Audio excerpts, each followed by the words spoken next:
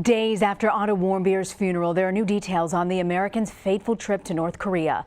The 21-year-old student was traveling with the Young Pioneers tour group when he was accused of allegedly stealing a propaganda poster. A new investigation by Politico alleges that the tour was marked by heavy drinking and partying and poor oversight. Issac Stone Fish is the author of the article. He's also a senior fellow at the Asia Society Center on U.S.-China Relations and a contributor for Foreign Policy magazine. Isaac, what more do we know about the events that led up to Otto Warmbier's detainment in North Korea? So since over the last week, I spoke with about 6 people who were on the tour with Otto, and the big thing that I learned was that there's a lot of concerns from the participants that the guides were not behaving as responsible overseers. They're not behaving like adults, in the words of one of the participants on the tour. And that caused a lot of concern for them, and some of them even partially blame the guides for what happened to Otto.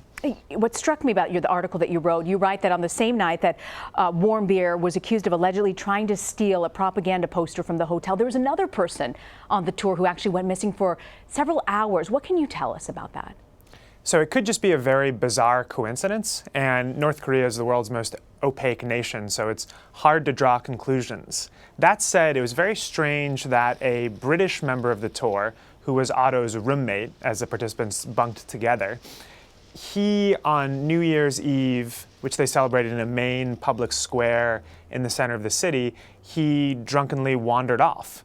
And he disappeared for roughly several hours and then took taxis and made it back to the hotel. And it's just a very strange coincidence that this happened at roughly the same time that Otto allegedly stole the poster. One possible explanation is that the British guy's disappearance put the North Koreans more on edge. In Pyongyang, unlike basically anywhere in the world, tourists are not allowed to wander off by themselves. And this was something that the other participants told me caused a lot of concern among the North Korean guides on the trip.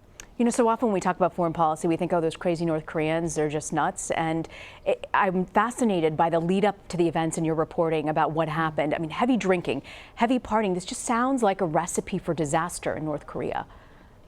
On the one hand, drinking is very socially acceptable in North Korea, like in many parts of the world, and the tour company did successfully hold a lot of trips which were heavy on the drinking and the partying where nothing happened. But Warmbier's trip might be the exception that proves the rule, which is you have to be careful in North Korea.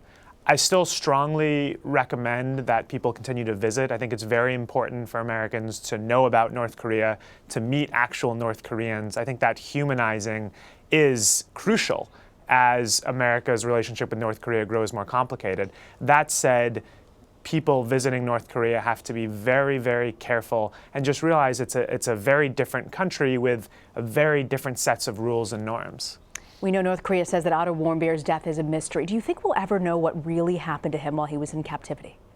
You know, we might not, because it's going to be very difficult to ever have the opportunity to talk to some of the North Koreans who were there with Otto. And if we do talk to them, it's going to be even more difficult to know, are they telling us the truth? What exactly happened? But it's such an important story, and it could have pretty profound consequences for American relationships with North Korea. So I know myself and a lot of other journalists are going to keep digging and see what we can find. Yeah, this scene that we're seeing there, the funeral of Warmbier, was just heartbreaking.